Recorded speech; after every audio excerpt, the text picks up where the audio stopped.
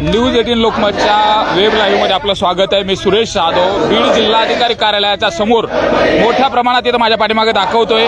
हे जे मुख्यमंत्री युवा प्रशिक्षणार्थी म्हणजे ट्रेनिंग शिक्षक आहेत हे मोठ्या संख्येने या ठिकाणी जमलेले आहेत आणि विशेषतः जो कालावधी देण्यात आलेला होता कालावधी वाढवून घ्यावा अशा पद्धतीने देखील मागणी केली जाते।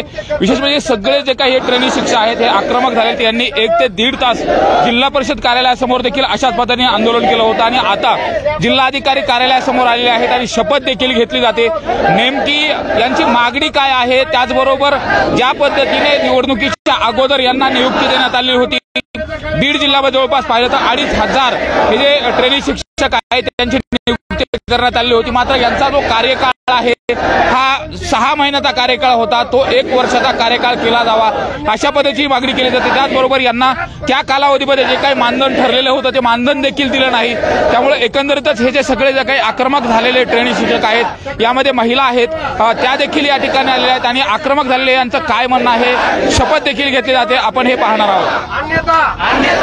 आम्ही मतदानावर बहिष्कार घालणार। जय हिंद, भारत माता की जय। एकजुटीचा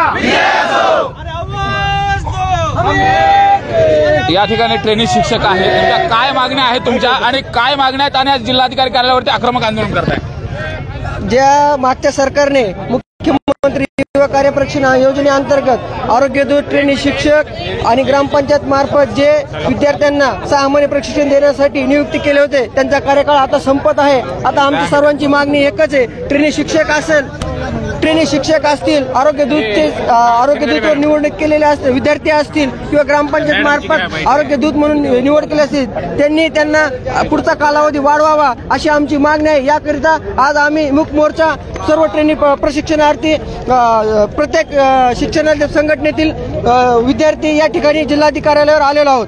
आता नेमका इशारा काय असणार आहे सरकारला? का तर सरकारची गरज होती त्यावेळेस तुम्हाला ट्रेनिंग शिक्षक म्हणून नियुक्ती दिली, गरज संपल्यानंतर आता त्यांनी तुमच्या संदर्भातला विचार करत नाही असं वाटतंय का? नेमकी मागणी काय असणार आहे? बरोबर आहे ना, ज्यावेळेस इलेक्शन होतं नाही का आपण म्हणतो नाही का मताची होती कडकी, भाऊ आणि बहीण झाली लाडकी आणि आता निवडणूक झाली आणि भाऊ आणि बहीण करायला लागली तर आम्हाला वाली। आता कोण आहे मग आम्हाला? मग आम्ही संघर्ष करत राहणार आहोत। आमचा कालावधी जर वाढला नाही, आम्ही 8 दिवसाची मुदत या जिल्हाधिकाऱ्याला असेल, मुख्य कार्यकारी अधिकारी असेल आणि जिल्हा कौशल्य विभाग असेल यांना दिलेली आहे। 8 दिवसात जर आमच्या मागण्या मान्य नाही झाल्या आमरण उपोषण होईल, नंतर आम्ही थेट आझाद मैदान गाजवणार आहोत। मात्र आपण जर बघितलं तुमच्या पगारीचा सुद्धा विषय आहे, काही पैसे मिळाले नाही अशा पद्धतीची काही तक्रार येते, नेमकी काय वस्तुस्थिती आहे आणि आता मागण्या काय?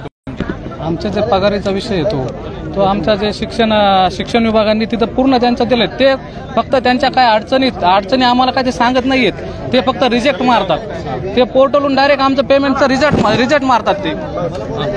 त्यामुळे त्यांच्याकडे आम्ही आता निवेदन घेऊन जात आहोत की तुमची अडचण काय की आमच्या पगारी तुम्ही का करत नाहीयेत, का आम्ही का काम केलं नाही, का आम्ही शाळेवर गेलो नाही, का आम्ही पगार मिळत नाही। आता आक्रमक झालेले सगळे ताई तुम्ही देखील या ठिकाणी सहभागी झालेला आहेत, काय तुमचा आक्रोश आहे? ट्रेनिंग शिक्षक आहात तुम्ही, मात्र तुम्हाला रस्त्यावरती उतरायची वेळ आली। आम्ही वेळेच्या म्हणजे शासनाने ज्या नियमामध्ये आम्हाला ट्रेनिंग शिक्षक म्हणून केलं होतं त्याच्यामध्ये नियमामध्ये बसून आम्ही 6 महिन्याचा कालावधी आता 28 तारखेला पूर्ण करतोय। पण हे करत असताना शासनाने आम्हाला सुरुवातीला सांगितलं होतं की 4 पॉईंटनुसार 5 पॉईंटनुसार आम्ही आस्थापनेला गरज असेल तर तुमचा विचार करू आणि आता सध्या गरज आहे बीड जिल्ह्यामध्ये, त्याची खूप आवश्यकता आहे। शासनाने सांगितलं शिफारस पत्र घ्या, आम्ही शिफारस पत्र घेतलं, ते घ्यायला सुद्धा कोणी तयार नाही। आता आमच्या मुख्याध्यापकांना आस्थापनेने आम्हाला पत्र दिलं, तर विशेष म्हणजे मी माजलगावची आहे, माजलगावचा फक्त 1 महिन्याचा पेमेंट झालाय, बाकी 4 महिने झाला आम्ही बिना पेमेंटचं काम करतोय। मग शाळेत जाताना आम्हाला काही लागत नाही का? आम्ही एक महिला आहोत,